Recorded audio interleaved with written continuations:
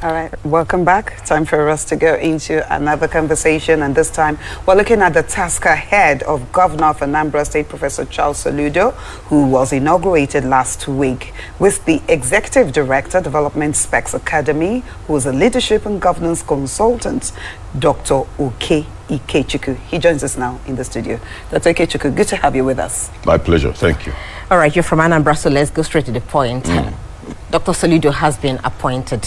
Professor Soludo has been sworn in, yes. As the governor of Anambra State. What do you think are the major things that he should be looking at immediately for action?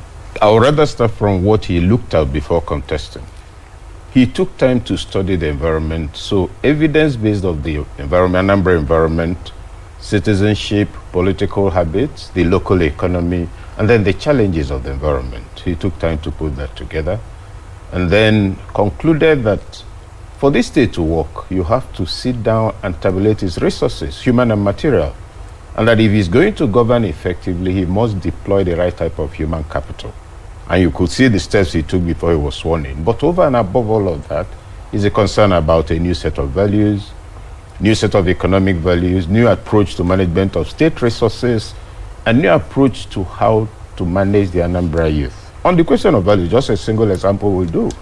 You know, he has one of the first thing he did was an executive order on taxation, cancelling out all the arbitrary taxes. Two of us could be walking on the road and somebody meets us and says, oh, you just came out of that market, you bought something, you pay 50 kobo, 50 naira, 100 naira, they call it something. Now, Soludo came to the conclusion, and that's what he wants to enforce, that state internally generated revenue cannot be done effectively when it's left at the discretion of those who collect it. That all over the world there are processes for carrying out every aspect of governance and public administration. So you see that whatever policies is coming out with are a clear result of evidence-based analysis, discussions with stakeholders, evaluation of possible outcomes, and now moving on to the stage of implementation. Many see Soludo as an exceptionally talented man, and for this reason they see him as a miracle worker. We can't deny the fact that there's so many challenges that he will have to be, he will be faced with moving forward. He has to deal with the issue of violence that has seriously disrupted businesses, that has disrupted education, free movement of people across the state. He will have to deal with the issue of commerce that unfortunately can no longer operate as they used to prior to the season of violence in the state. And he has, to build back broken schools, primary and secondary school, using diplomacy also to restore peace and security in the state. These are huge tasks and huge challenges ahead of him. Well, to begin with, it would be inappropriate to describe him or anybody as a miracle worker. You see, Soludo is realistic in his approaches. That's why he takes time to gather facts. So it's not about miracles. The issues on the table are clearly, if you like, humongous. The question of security is further compounded by the fact that you have disparate groups which claim to be IPOB, but some of them may not. Nnamdi Kanu has said he's not listening to that. Many of the things happening are not on his instruction. But one point to note, at his very inaugural, he addressed that matter. Youth restiveness, the need for those, they need to look into the matter of a sit at home on Monday. So he's already called out IPOB. And he's not threatening or menacing or sounding mischievous. You see, he understands the value of dialogue. If you recall, he led a team to go and meet Nnamdi Kanu when he was in Kuje prison. That was about 2 years ago, going 3. So he's a solutions person in that regard.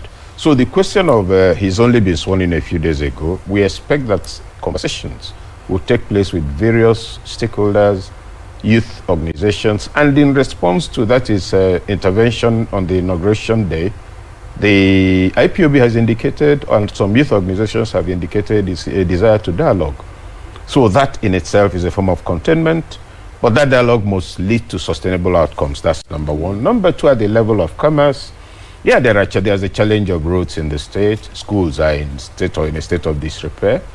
The good news is that he has all the problems properly analyzed and presented on the table. The concern shared is, can he pull off all of this? This answer is neither yes nor no, or no. The match has just started. The commencement whistle has been blown. This will not be the time to declare who will carry the cup. He's had, extensive experiences in public administration, in policy, in active politicking. Remember, he's once contested for governorship and didn't make it in the same Anambra State. So one believes not only that he's had enough lessons from his own personal history and political experience in Anambra, but the fact that he grew up there, he's schooled in Anambra State. He didn't come from the home of the Queen of England. So he knows the problem of the average person. Fortunately, he has also gotten international exposure. And what we expect is that there will be a congruence of capacities. I come from here. This is a problem they were facing when I was growing up. Now, this is a problem they are facing even today. I've had the exposures. I know that local government administration is a simple municipal function, which exists everywhere in the world. I'll have local governments run that way. I'll make sure that taxes go into the state coffers. You can appoint me a tax consultant, and I will secure tax and then come to declare to you. You know I will exercise a bit of discretion in what to declare, isn't it? Soludo says, no, that's not how modern states work, etc. So, a clear perspective, umbrella view on the problems, and a solution that is at once integrative, not disparate. You know, the kind of thing, what do you call it, JK interventions. Oh, the governor has done this. And then you've probably dug a borehole. There's no access. The people need something else. You go to a fishing community, you build them a town hall. They need clean water to fish. They need electricity to dry their fish so they don't sell it off every morning. So when he's talking about a smart mega city, he's talking about administrative efficiency, what do you call economies of scale. And the fact that whatever you want to happen can happen in a secure environment, the way it happens all over the world, deploying technology, but anchored in the environment. So you find that he's simultaneously working on the local economy, job creation, youth development, and the reorientation of the people. What is he doing? His official car is made in Anambra, his shoes are made in Anambra, his clothes is made in Abia. Now imagine what happens. And Gandhi did that, if you remember, before India got independence. He brought out his dress and burnt in public. That's why you see an Indian today, he's dressed the way he is. He told them, for as long as you're not buying these Indian materials, you're creating jobs for the colonialists. So imagine that in all the states of the Federation, what the people can produce becomes a large component of what they consume. That's how local economies develop. It's not by 200,000 youth empowerment programs on how to make a soap. If you want to buy soap or make or if you like antiseptic, is that thing clumsily packaged? So these children, with all due respect to the good intention, are being swindled. You're trained, you're given the money, produce, you can't sell it. Marketing is a component of production, it's not part of that project. Now for Soludo, you can't talk about a smart, modern living environment if you don't adopt a holistic perspective. And he's approaching matters with a holistic perspective. Dr. Ikechukwu, it will seem as if his experience as the governor of Central Bank is also being brought to bear in all of this when it comes to economic development and how to harness the economy of the state. No, it's a lot more than that. Soludo is a first-class student of economics. So, and he was active in politics as a student. He's been in state policy. And then he's functioned at the highest level in the banking as a regulator. So put all of that together, and the fact that he's actually dispositionally a very indigenous kind of person, and the beating he got, of course, when he tried to be governor. He got worsted. Yeah, really, because even the insecurity that happened even before this election and the days, leading to the election in Anambra State is something that, he would really have to deal with. Because what we have here today is what you hear about unknown gunmen all over the place that you said they are multifaceted, you don't even know who you're dealing with. We have lost so many, good men in Anambra State just because of some kind of attack that nobody understands where it's coming from. But exactly from Anambra State, where you come from, what exactly do you think the people want? And do you think his campaign promises tally with what the people want at this time? Yes. In terms of what his campaign, he understands what the environment. Let me just cite a totally tangential matter. You never hear of fuel scarcity in Anambra State or most of the Southeast. You don't. Because the Southeast has long deregulated fuel for itself. You drive into any place in Anambra, this station is selling at this amount, the other one is selling at a different amount. You have business to attend to. You don't go to the one with a long queue. Now, dispositionally, the Anambra people like to be able to function in anything they want to do. So if you create the right environment, they don't need, what do you call it? They're not going to come and beg you. They don't need arms from you. Now, Soludo grew up there. What he has projected to do is to create an environment where it will be possible for the average person to do what he's capable of. If the environment is secure, if there's power, and he's working on that, if the stakeholders in the state begin to act more responsibly, if the elite, who have been the problem of that state for the last 20 years, stop functioning as predators, if we don't waste state funds on ceremonies which are mistaken for programs, the state will fare better. If we don't allow our friends to collect tax on behalf of the state, share it with us, then you have proper resource, inflow, and management. And for him, as an economist, he knows the basic rule of income and expense expenditure. And so far, Soludo seem to have taken off, you know, on his duties. Of course, you do know that from his immediately after the inauguration, he went straight to office and went straight to work. Over the weekend, we saw him go round, you know, the state, and it's obvious that the state is in such a mess. However, Soludo has also proven that he's not the typical Nigerian politician when he announced that commissioners will have to apply for their jobs. How is this going to help him politically? Because he's supposed to appoint, supposedly, you know, to appoint those who helped him or worked with him to get to power. Simple matter. You know, two major degenerative paradigms had taken possession of Anambra State for the last 20 years. Two concepts have been distorted. He who works eats is an Igbo saying, Onye luo orie. But that statement came into existence at a point when the Igbos were speaking of responsible behavior in society. I come, you need this chair clean, I clean it, you pay me. I finished cleaning it, somebody said, oh, give me part of the money. I was here when you said, no, you didn't work. Right? Now, if I did something wrong, if I come to steal in your house, I've also done some work. I broke your window, that's some effort. I'll be arrested instead. Now, within these 20 years of democracy, what has happened is that the concept of work has been transferred from responsible behavior to unrestrained misconduct. So if I help you to rig election, even if I'm totally illiterate, I come for an appointment and you give it to me.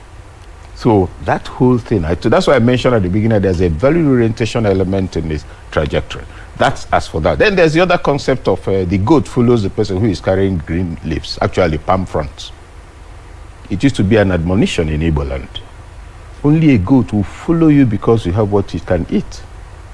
Today it has become a philosophy of leadership and followership that you have no convictions, no certainties. Once I pay you, you behave. Soludo wants to reverse that. That what used to be an admonition, what you say to an irresponsible child, don't you know is a goat that follows somebody, will now be seen for what it is. Now, linking it back to the issue you're raising about values, a reorientation of Anambra people to understand and insist on service delivery is what is working towards. So that element also includes the fact that you can only get people who will deliver service. If I'm sick, and here is my uncle who says, come, I'll give you something you like. Here's a medical doctor. Do you suppose I'll listen to my uncle? When you want to fix your car, you go to a mechanic. When there's some problem with your eye, you go to the optician. Why would it be in leadership that you recruit people into positions for which they have no capacity whatsoever on the planet? Soludo says, not on my watch. So you can see the context. Now, the call for application is to create a pool and enable assessment. But the issue on the table which you've raised correctly is that, how do you suppose the politicians will be looking at this? You know, this is our party. We gave him power. Now he's trying to call his friends who are brilliant. This has to be well managed. A leader does not exist to make people happy. He exists to do what is good for them. Anybody who wants to be entertained should go and watch a comedy film. It's not against the law. But to take on leadership, take responsibility for close to 6 million lives, and then your worry is whether somebody will be angry. You have a duty to reorient those party people, that political parties are not gangs that gather to plunder the state, which is what has been going on in the state for a long time. A lot of dangerous masquerades in inverted commas taking over the landscape, where values are no longer respected, where the concept of right and wrong means nothing to anybody, and you come on after up to 50, 60 years you spent on earth, within which you have a record of excellence all the way, within which you've been the major regulator of the economy, if you like, you go and become a governor, and your business is to worry about certain things. No, but it must be well managed. It must be well managed for them to understand. First, it's not about preachment. They must also, there's the argument against stomach infrastructure. I agree. You can't run the state because somebody wants to eat.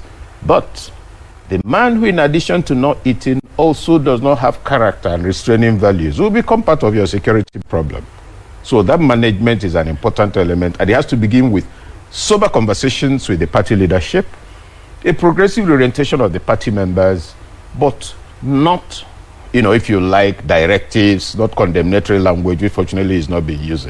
There's a serious mix that could give headache if not well managed. I agree with you. Yes, of course, that management comes to bear because, of course, we have seen also in some states in Nigeria where the governors that tried to do great things, to change the reorientation, to build infrastructure for the people, turn out losing their political ambition going forward just because they didn't dance to the tune of the people that brought them to power. I agree. You see, that's why, having been involved in community programs, there's something that must happen in Anambra State.